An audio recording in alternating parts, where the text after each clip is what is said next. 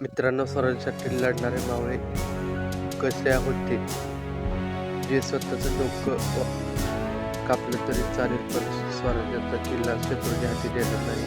आज आपण पाहणार आहोत पुरंदरचा किल्ला मोरारबाजी देशपांडे यांचा अंगावर काटा आणणारा इतिहास. मिर्झाराजे देशमुख आणि दिलेर खान पुरंदर किल्ल्यावर चालून आले होते.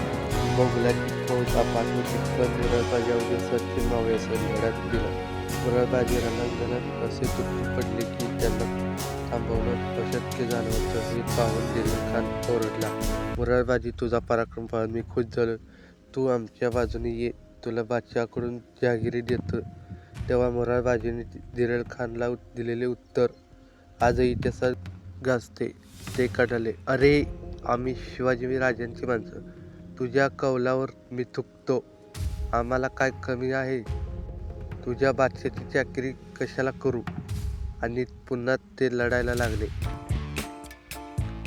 शेवटी बाण लागून मोरारबाजी दारातील पडले, पण त्यांनी आपली निष्ठा विसरली नाही. अशा स्वाभिमानी योद्ध्याला वेळ शिवरायांच्या टीमकडून मानाचा मुजरा. हा व्हिडिओ शेअर करा आणि जगाला कळू द्या मावळ्यांचा स्वाभिमान.